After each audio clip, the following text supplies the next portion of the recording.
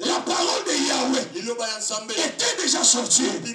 Car la parole de Dieu sort. Cette parole ne peut pas rentrer sans faire des effets. Car la parole de Yahweh sort de sa bouche. Elle doit opérer. Même si ça prend du temps. Même si ça prenait des siècles. Voilà cette conséquence. Âgé de 930 ans, il est mort. Alléluia. C'est par là que la mort a commencé. Est-ce que tu comprends bien? Amen. Alléluia. Je voulais un peu marcher comme ça pour t'expliquer une histoire. Maintenant,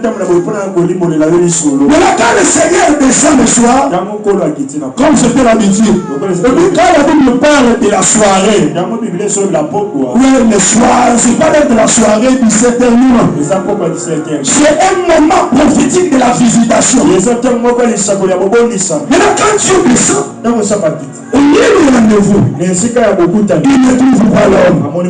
Alors l'Éternel comprend qu'il y a un autre visiteur. Alléluia. Amen. Alléluia. Amen. Parce que la première question que Dieu pose, c'est pour savoir si vous avez touché à l'arbre que je vous avais interdit. Et après là, ils sont expulsés du jardin. Alléluia. Amen. Donc, la mort, la première mort, c'est la séparation de l'homme avec Dieu. Ils sont chassés de la présence de Dieu. Selon qu'il est écrit, tous ceux qui ont péché sont privés de la gloire de Dieu. Cette gloire qui descendait dans Éden. Maintenant, cette gloire, ils ne le voyaient plus. Mais quand ils sont sortis, alors la mort a commencé à s'installer. Alléluia. Alléluia. Maintenant, comme Dieu, c'est un père plein d'amour. Malgré qu'il a vu son fils, Adam, qu'il avait créé, il a pris la terre, il a donné forme, il a soufflé dans les narines de ce dernier. Quand il a vu que celui-ci était maintenant dehors, Dieu ne l'a pas laissé. Alléluia. D'abord, il a déjà commencé à manifester l'amour en tuant un animal afin que ce dernier couvre la nudité. Et maintenant, Dieu a conçu le plan du salut. Alléluia. Le salut est planifié car la chute de l'homme est constatée. Aussi longtemps que l'homme n'était pas tombé, aussi longtemps que Adam était toujours debout, le salut n'allait avoir aucune importance. Alors il a d'abord fallu que l'homme tombe plus bas et afin que Dieu planifie un plan du salut. C'est par là que je vais te dire ceci. Tel que tu es là, tu es plus cher, plus qu'un ange. Est-ce que tu me comprends? Est-ce que tu me comprends bien?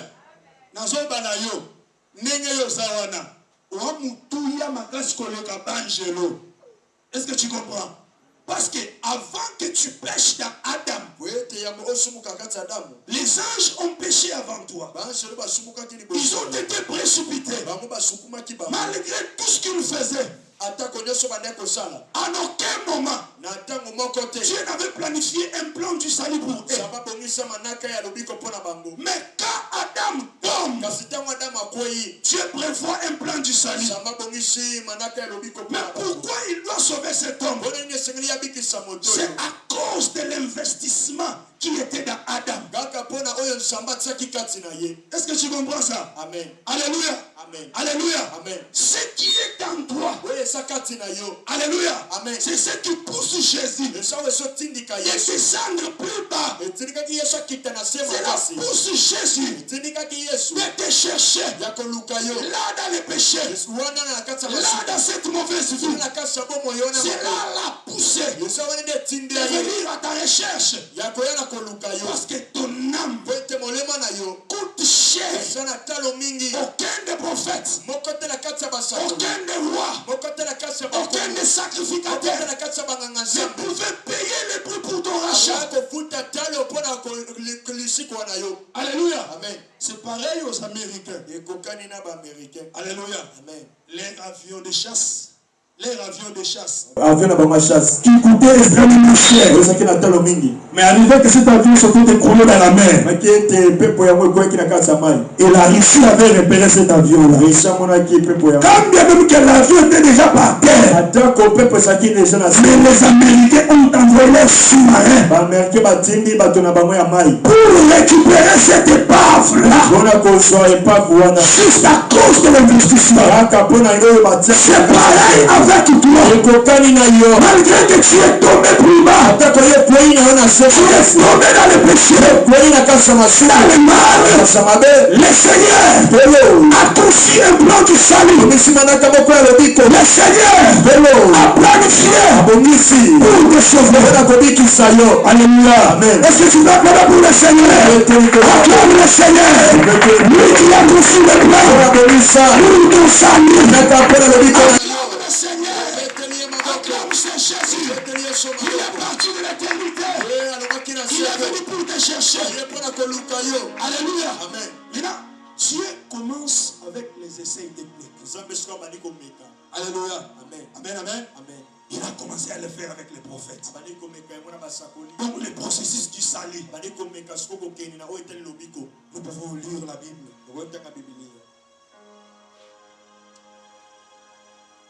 Nous sommes dans 2 Rois 4, 32. 2 Rois chapitre 4, verset 32. Je veux que tu puisses bien me suivre.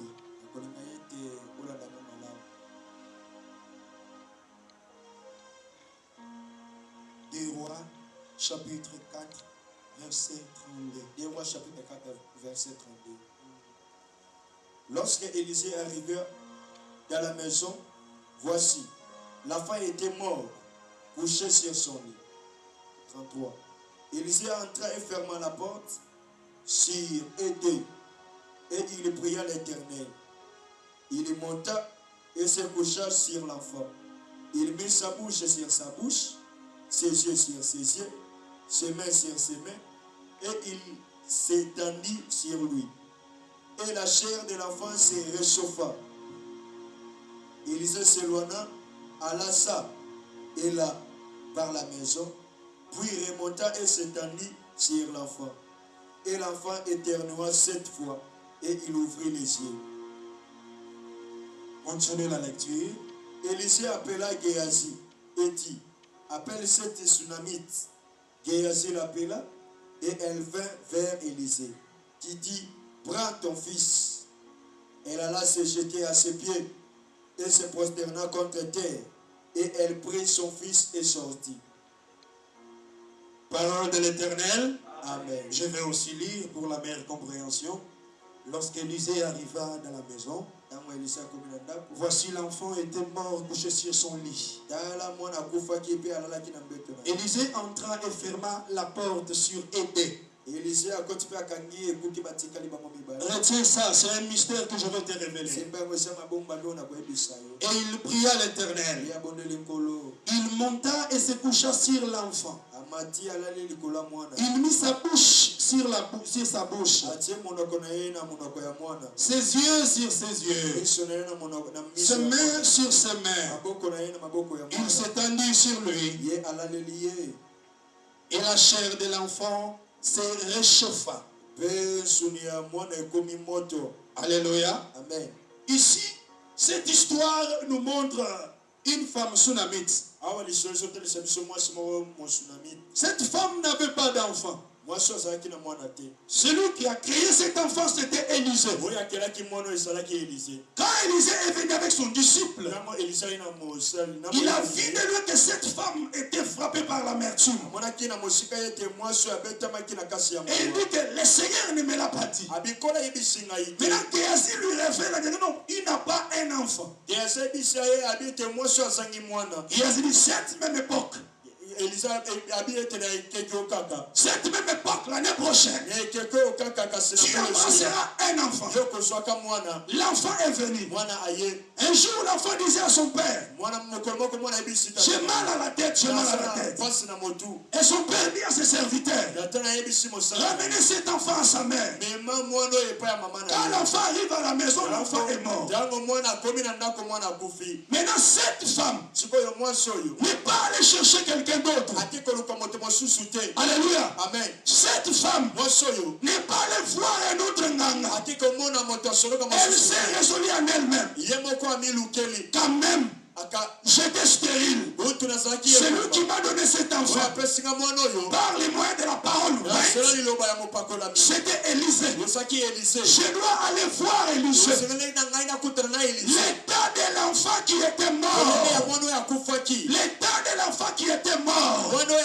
C'était l'image d'Adam qui était mort. Et même que c'était Élisée. Or, Élisée, d'après sa signification, c'est dire l'Éternel sauveur. C'est même que Élisée avait créé cet enfant par la parole. Adam fut créé par Elohim. L'état de cet enfant représentait l'état d'Adam. Adam qui était mort dans le péché, qui était condamné, qui était près de la prison, à qui la condamnation avait été prononcée. Mais cette femme est allée auprès d'Élisée. Quand elle a dit à Élisée, Élisée aussi a fait les essais techniques. Il a dit à comme d'habitude, moi l'Éternel, je ne pars pas en premier. Parce que Job m'a appelé. Je suis le rédempteur. Je ne suis pas le premier rédempteur. Pas le deuxième rédempteur. Mais je suis le dernier rédempteur. Il a dit à Géasi, toi tu dois d'abord me précéder. Il a pris son bâton. Or à l'époque, les vieilles personnes, il s'appuyait sur leur bâton. Son bâton, c'était sa force. Son bâton, c'était sa puissance. Les bâtons qu'Élisée donne à Géasi, c'était la portion de la divinité que Dieu donnait à tous les prophètes. Alors Élisée a dit à Géasi, va vers l'enfant, va vers Adam. Et même que Elohim, il envoya Abraham, il envoya Moïse, il envoya Élie, il envoya Ézéchiel, il envoya Esaïe. Partez vers l'enfant. L'enfant qui est mort, essayez de le ressusciter. Et Élisée a dit à Géasi, dans le chemin, tu ne vas pas répondre à quelqu'un. Même si on te dit bonjour Géasi, ne le réponds pas. On te serre la main, ne tends pas la main. Par la mission que je t'envoie, c'est pour la restauration de l'enfant. Alléluia. Amen. La Bible dit Géasi est allé. Nous ne savons pas si en cours de route, s'il avait serré la main, s'il avait mangé, sans oublier sa cupidité, arrivé là où l'enfant était mort, il a posé le bâton sur le visage de l'enfant. La Bible stipule, il n'y eut ni bruit, il n'y eut ni froid. Et le bien-aimé Géasi, il est rentré faire rapport à l'Éternel, comme Élie avait fait le rapport. Comme Élie, il avait dit, je ne suis pas meilleur que mes pères. Il est rentré avec son échec total, sans miracle, sans surnaturel, sans guérison. Malgré le bâton d'Élisée, Cela n'avait rien fait. Malgré la divinité qui était dans les prophètes, malgré que Élie faisait descendre le feu, malgré que Moïse avait fendu la mer, malgré que tous les autres prophètes avaient aussi opéré dans le surnaturel, mais l'enfant était mort. L'enfant n'avait pas bougé. Malgré qu'Élie est venu, malgré que Jérémie est venu, l'enfant Adam qui était condamné, qui était hors les jardins, qui était expulsé, il n'était pas rentré. Alléluia. Amen. Alléluia. Amen. Alléluia. Amen. Gloire au Seigneur. Qui ainsi est rentré. Qui ainsi rentre. Il dit à Élisée, tel que je suis parti, j'ai posé le bâton sur le front de l'enfant. L'enfant ne s'est pas réveillé.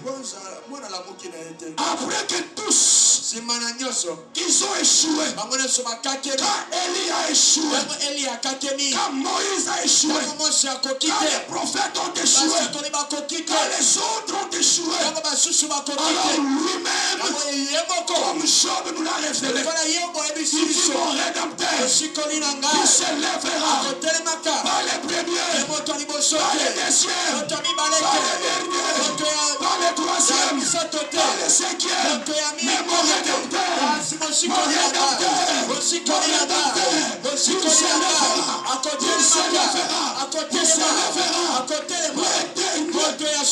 acclame pour ses